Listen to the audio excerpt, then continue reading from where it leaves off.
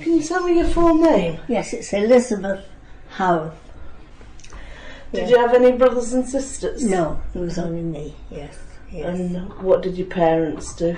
Well, I never knew my father. I didn't know him at all. My mother, she worked in the laundry at the local hospital. She could iron anything, it was wonderful. As she got older, her condition got worse, and eventually she had to give it all up, and she was in bed for about 3 or 4 years before she died. Right. Mm. And how old were you when she died? When she died, she was 48, so I must have been in my late 20s. Yes, she and I were more like sisters than mother and daughter. So you got on well? Oh, we did. Yes, we did. And she taught me all sorts of things, things like baking and making cakes and pies and such like. Mm-hmm. And knitting. She taught me to knit. I always asked her to teach me to crochet, but she never did.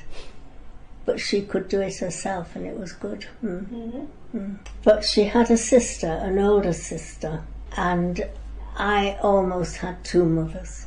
Did she live in the village as well? Oh yes, we all lived in the village, yes.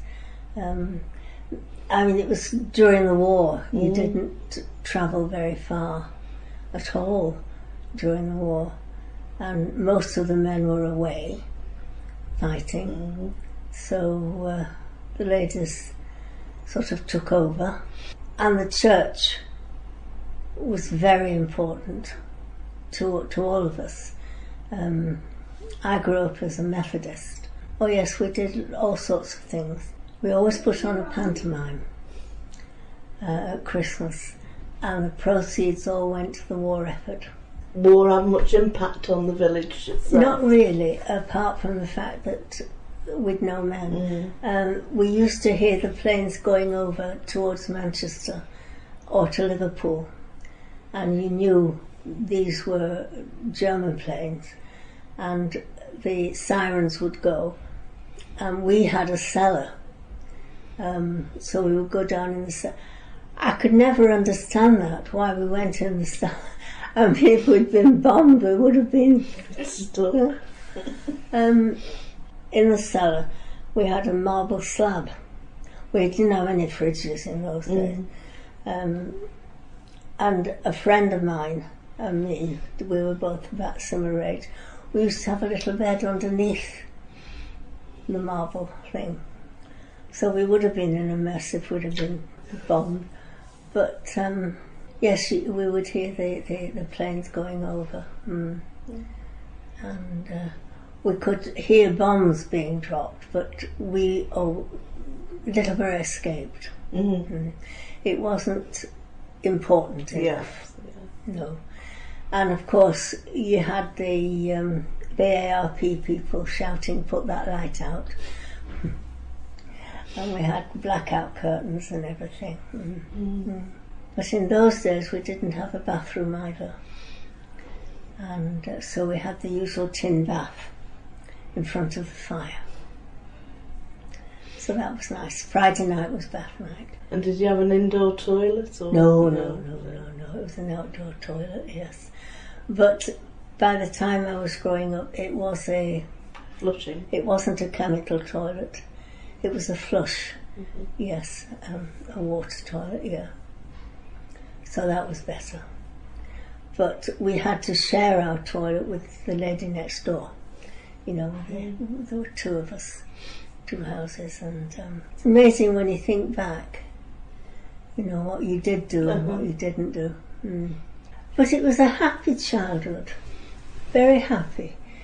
There was always something going on in the village, and we used to have the Whit walks.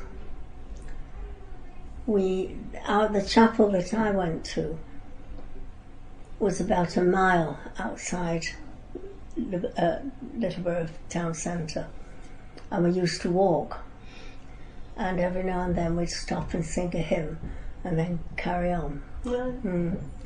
So that was at Easter, and it was like an ecumenical service in this park in Littleborough, and in the bandstand would be the Littleborough Brass Band. Well, it was a silver band really, and they would play, and we'd have a little service, and then we'd walk back to our own particular churches. And at Green Hill, where at my chapel, there was a big field at the back of chapel, and we used to do all sorts. We had games and all sorts, races and things like that. And then we would have tea, and it was a nice day. And if it had been raining, we would have been in it would have been in the schoolroom at church, but it never seemed to rain. No. No, it always seemed to be an okay day.